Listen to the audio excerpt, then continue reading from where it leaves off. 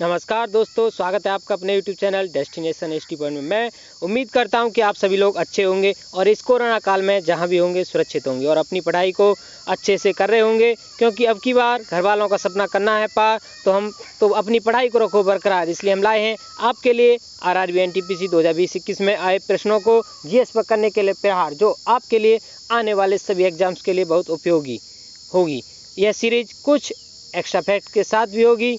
मैं उम्मीद करता हूं आप इस सीरीज का अवश्य लाभ लेंगे। तो चलिए स्टार्ट करते हैं अपनी क्लास एक मोटिवेशनल कोट्स के साथ। सपने तभी सच होते हैं जब हम सपना देखना शुरू करते हैं। क्या सपने तभी सच होते हैं जब हम सपना देखना शुरू करते हैं। इसलिए सपने देखो, क्योंकि तब तक सपना नहीं देखेंगे हमें क्या पता होगा कि हमारा लक्ष्य क्या है। इसलिए सपने भी देखो और उन्हें पूरा करने के लिए जी जान से मेहनत करो। जब तक लगे रहो जब तक तुम्हारा सपना पूरा न हो जाए। अगर सच में हम जो सपना देखा है उसके हिसाब से मेहनत कर रहे हैं तो सपना अवश्य पूरा होगा। बस मेहनत को लगातार करते रहना होगा। इसी जोश और उत्साह के साथ चलिए करते हैं अपनी क्लास स्टार्ट। आज का पहला क्वेश्चन क्या है? 2019 में नया हाई कोर्ट कहाँ बना है? तो 2019 में नया हाई कोर्ट कहाँ बना है? तो option number A Tamil Nadu, option number B Andhra Pradesh, option number C Uttarakhand, option number D Assam. तो आंसर क्या होगा? आंसर होगा हमारा option number B Andhra Pradesh. क्या होगा? Option number B Andhra Pradesh. अच्छा, आंध्र प्रदेश में कब 1 जनवरी 2019 को हाई कोर्ट बना है? कब 1 जनवरी 2019 को 1 जनवरी 2019 को न्यू हाई कोर्ट बना है। उसका नाम क्या है? उसका नाम है अमरावती। क्या? अमरावती। ठीक है। अच्छा, एक्स्ट्रा फैक्ट के बारे में और बात करते हैं। तो भारत में वर्तमान में कितने हाई कोर्ट हैं? तो वर्तमान में भारत में कितने? 25 हाई कोर्ट हैं। कितने? 25 हाई कोर्ट। अच्छा, एक आर्टिकल 214 है। कौन सा? आर्टिकल 214। कितना? आर्टिकल 214। तो ये आर्टिकल 214 क्या कहता है? तो ये कहता है कि प्रत्येक राज्य का एक उच्च न्यायालय होगा। और क्या कहता है? 2 या 2 से अधिक राज्यों के लिए एक न्यायालय हो सकता है। जैसे पंजाब, हरियाणा, कौन सा? पंजाब है, हरियाणा है, और कौन सा है? चंडीगढ़ है। एक केंद्र शासित प्रदेश है चंडीगढ़। तो इन तीनों के जो हाई कोर्ट है वो क्या है? तो इन तीनों का जो हाई कोर्ट है वो चंडीगढ़ है। ठीक है। तो इसलिए आर्टिकल 214 में ये प्रावधान दिया गया है कि प्रत्येक राज्य का एक हाई कोर्ट होगा, यानी उच्च न्यायालय होगा, और ये भी है कि 2 या 2 से अधिक राज्यों के लिए एक न्यायालय हो सकता है। ठीक है। तो नेक्स्ट क्वेश्चन पर चलते हैं। नेक्स्ट क्वेश्चन क्या है हमारा? भारत में कुल कितने न्यूक्लियर रिएक्टर हैं? तो भारत में कुल कितने न्यूक्लियर रिएक्टर हैं? तो option number A 7, option number B 11, option number C 16 या ऑप्शन नंबर डी 22। तो भारत में कितने न्यूक्लियर रिएक्टर हैं? तो भारत में 22 न्यूक्लियर रिएक्टर हैं। कितने? 22। अच्छा, 22 न्यूक्लियर रिएक्टर तो हैं, लेकिन न्यूक्लियर पावर प्लांट कितने हैं? तो न्यूक्लियर पावर प्लांट भारत में कितने हैं? तो वो हैं 7। कौन से हैं? तो वो है, एक पहला है तारापुर। कौन सा? तारापुर। अच्छा, तारापुर कब बना था? तो ये सबसे पहला हमारा कहाँ है? ये महाराष्ट्र में। तो ये सबसे पहला हमारा क्या है? न्यूक्लियर पावर प्लांट है तारापुर। ठीक है। तो नेक्स्ट और कौन सा है दूसरा? तो वो है रावत भाटा। दूसरा रावत भाटा। अच्छा, रावत भाटा कहाँ है? तो ये राजस्थान में। और काकरा पार है। कौन सा? काकरा पार है। तो काकरा पार कहाँ है? तो ये हमारा गुजरात में है। कहाँ? गुजरात में। ये रावत भाटा कहाँ था? राजस्थान। काकरा पार गुजरात। अच्छा, एक है नरोरा। तो नरोरा कहाँ है हमारा? तो ये नरोरा कहाँ है? यूपी में। नरोरा कहाँ पर है? यूपी में। अच्छा, एक कलपक्कम है। कलपक्कम कहाँ पर है? तो कलपक्कम ये हमारा कहाँ है? तो ये हमारा है तमिलनाडु में। कहाँ गए? तमिलनाडु में। और एक है कैगा। कौन सा? कैगा कहाँ है हमारा? तो ये हमारा कर्नाटक में। कर्नाटक यानी केटी में। अच्छा, और एक और है, वो है कुडानकुलम। तो कुडानकुलम कहाँ है हमारा? तो वो भी हमारा कहाँ है? कुडानकुलम। तो वो भी हमारा कहाँ है? तमिलनाडु में है। वो कहाँ है? तमिलनाडु में। ठीक है। तो दोबारा बोल देता हूँ मैं। तो कौन से हैं? 7 हमारे जो न्यूक्लियर पावर प्लांट हैं। तारापुर महाराष्ट्र जो सबसे पहला है, रावत भाटा राजस्थान, अच्छा काकरापार गुजरात, नरोरा उत्तर प्रदेश, कलपक्कम तमिलनाडु, एक कुडानकुलम है वो भी तमिलनाडु में है जो कि 2017 में बना था, और कैगा कर्नाटक। और जी सबसे पहला जो न्यूक्लियर रिएक्टर है वो कौन सा है? तो सबसे पहला न्यूक्लियर रिएक्टर है अप्सरा। कौन सा? अप्सरा। अप्सरा हमारा सबसे पहला न्यूक्लियर रिएक्टर है। ठीक है। नेक्स्ट क्वेश्चन पर चलते हैं। India after Gandhi the history of the world's largest democracy पुस्तक के लेखक कौन है? तो India after Gandhi the history of the world's largest democracy पुस्तक के लेखक कौन है? तो option number A Jatin Paranjpe और Anand Basu, option number B Chetan Bhagat, option number C Ramachandra Guha या option number D doctor Kalyan Kumar Dey. तो आंसर क्या होगा? आंसर होगा हमारा option number C Ramachandra Guha. कौन? रामचंद्र गुहा किसके? India after Gandhi the history of the world's largest democracy पुस्तक के लेखक हैं। अच्छा, जतिन परांजपे और आनंद बसु के बारे में बात करते हैं तो ये इन्होंने कौन सी पुस्तक लिखी थी? तो इन्होंने पुस्तक लिखी थी कौन सी? क्रिकेट द्रोण। कौन सी इन्होंने पुस्तक लिखी थी? क्रिकेट द्रोण। क्रिकेट द्रोण कौन सी पुस्तक? क्रिकेट द्रोण। अच्छा, चेतन भगत के बारे में बात करते हैं तो इनकी एक पुस्तक है क्या नाम है उसका? अरेंज्ड। इन्होंने कई पुस्तक लिखी हैं तो लेकिन इनकी एक पुस्तक के बारे में बात करते हैं तो जैसे क्या है? अरेंज्ड मर्डर, तो इनकी एक पुस्तक है। अच्छा, डॉक्टर कल्याण कुमार डे के बारे में बात करें तो इनकी एक पुस्तक है Netaji India's independence and British archives. क्या? Netaji India's independence and British archives. ठीक है, तो नेक्स्ट क्वेश्चन पर चलते हैं। नेक्स्ट क्वेश्चन क्या हमारा? विधवा पुनर्विवाह अधिनियम कब लागू हुआ था? तो विधवा पुनर्विवाह अधिनियम कब लागू हुआ था? तो option number A 1829, option number B 1856, option number C 1872 या ऑप्शन नंबर डी 1875। तो आंसर क्या होगा? आंसर होगा हमारा 1856, ऑप्शन नंबर बी 1856। अच्छा, ये कब लागू हुआ था? तो ये 26 जुलाई 1856 को विधवा पुनर्विवाह अधिनियम लागू हुआ था। अच्छा, जब गवर्नर जनरल कौन थे? तो जब गवर्नर जनरल थे कौन? गवर्नर जनरल थे लॉर्ड कैनिंग। कौन? Lord Canning. Lord Canning. ठीक है, लॉर्ड कैनिंग कौन थे? गवर्नर जनरल थे। अच्छा, 1829 की बात करते हैं तो 1829 में क्या हुआ था? तो 1829 में एक गवर्नर जनरल थे हमारे लॉर्ड विलियम बेंटिंक। कौन? Lord William Bentinck. William Bentinck governor general थे। William Bentinck. ठीक है, विलियम बेंटिंक। इनकी सहायता से क्या हुआ कि एक कानून बना। किसके लिए कानून बना था? तो वो कानून बना था सती प्रथा के लिए। किसके लिए? सती प्रथा के लिए कानून बना था। लॉर्ड विलियम बेंटिंक ने की सहायता से कानून बना था सती प्रथा के लिए। कब? 1829 में। सती प्रथा के लिए, सती प्रथा के अंत के लिए।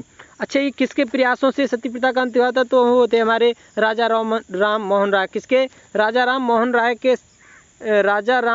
मोहन राय के प्रयासों से सती प्रथा का अंत हुआ 1829 में। तब लॉर्ड विलियम बेंटिंक कौन थे? गवर्नर। कौन थे? लॉर्ड विलियम बेंटिंक गवर्नर थे। अच्छा, राजा राम मोहन राय के बारे में बात करते हैं कुछ। तो राजा राम मोहन राय के बारे में कुछ बात करते हैं। तो राजा राम मोहन राय जो है हमारे, उन्होंने क्या किया था? तो उन्होंने एक सभा की स्थापना की थी। कौन सी? आत्मीय सभा। 1814 में आत्मीय सभा। कौन सी? 1814 में एक आत्मीय सभा की स्थापना की थी। आत्मीय सभा की स्थापना की थी जो 1828 में जाके, कब? 1828 में, जिसे ब्रह्म समाज के नाम से जाना जाने लगा। किसके से? ब्रह्म समाज के नाम से जाना जाने लगा। ठीक है, नेक्स्ट क्वेश्चन पर चलते हैं। तो जीसैट 30 कौन सा? जीसैट 30 उपग्रह का किस प्रकार का उपग्रह है? तो जीसैट 30 किस प्रकार का उपग्रह है? तो ऑप्शन नंबर ए संचार उपग्रह, ऑप्शन नंबर बी पृथ्वी अवलोकन, ऑप्शन नंबर सी आपदा प्रबंधन प्रणाली या ऑप्शन नंबर डी नेविगेशन। तो आंसर क्या होगा हमारा? जीसैट जो 30 है तो हमारा किस प्रकार का उपग्रह है? तो वो है हमारा संचार उपग्रह। कौन सा? संचार उपग्रह है। कौन सा? जीसैट 30। अच्छा, एक पृथ्वी अवलोकन जो उपग्रह है उसके बारे में बात करें या अर्थ ऑब्जर्वेशन के, तो जैसे एक कार्टोसैट है तो ये अर्थ ऑब्जर्वेशन है। कौन सा? कार्टोसैट 3 ये अर्थ ऑब्जर्वेशन है। अच्छा, आपदा प्रबंधन प्रणाली के बारे में बात करें तो ये EOS है। कौन सा? EOS 1 है। EOS 01 ये आपदा प्रबंधन प्रणाली और पृथ्वी अवलोकन दोनों के लिए काम करता है। अच्छा, एक ये नेविगेशन के बारे में अगर बात करें तो नेविगेशन का है एक IRNS। कौन सा? IRNSS 1H है एक, 1I है एक, यानी ये जितने बार 1HI जितने बार ये जो IRNSS के जो सैटेलाइट हैं ये किसके लिए हैं? सभी तो ये नेविगेशन के लिए हैं। ठीक है, नेक्स्ट क्वेश्चन पर चलते हैं। श्वेत क्रांति के जनक कौन है? तो श्वेत क्रांति के जनक option number A MS Swaminathan, option number B Durgesh Patel, option number C निरपक्ष तुतेज या option number D Verghese Kurien. तो आंसर क्या होगा हमारा? आंसर होगा option number D Verghese Kurien. श्वेत क्रांति के जो जनक कौन है? तो वो हैं वर्गीज कुरियन। अच्छा, वर्गीज ये जो श्वेत क्रांति है ये किससे संबंधित है? तो ये किससे है?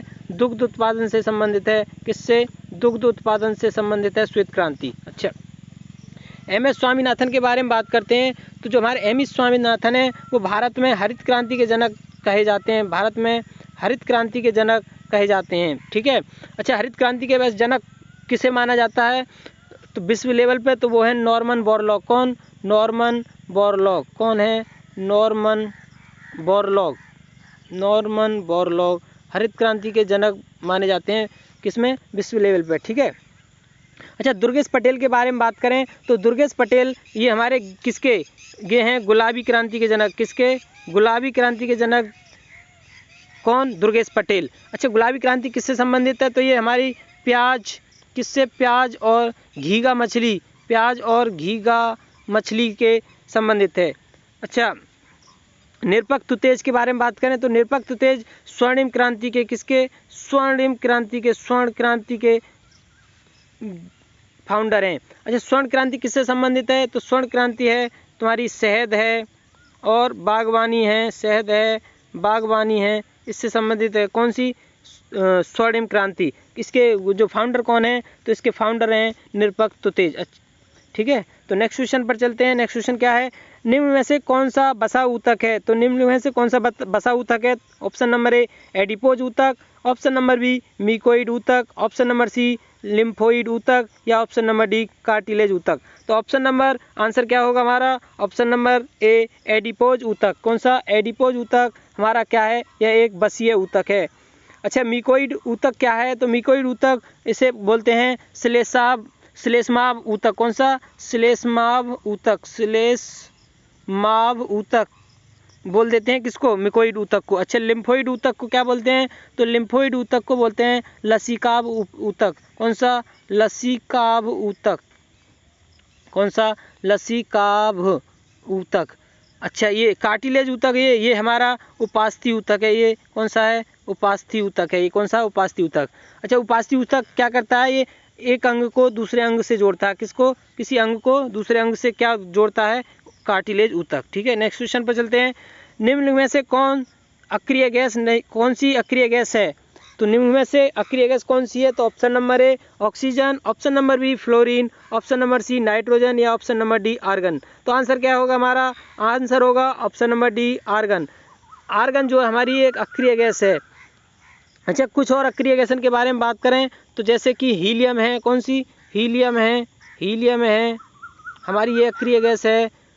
और नियॉन है और क्रिप्टॉन है। कौन सी? क्रिप्टॉन है। और जीनॉन है। कौन सी है? जीनॉन है। और रेडॉन है। कौन सी? रेडॉन है। ये सभी हमारी क्या हैं? ये हमारी सभी अक्रिय गैस हैं। अच्छे, जो कि आर्गन, हीलियम, नियॉन वगैरह जो हमारी अक्रिय गैस हैं ये किस ग्रुप के एलिमेंट हैं? तो ये 18 ग्रुप के एलिमेंट हैं। किसके? 18वें ग्रुप के एलिमेंट हैं। ठीक है। नेक्स्ट क्वेश्चन पर चलते हैं।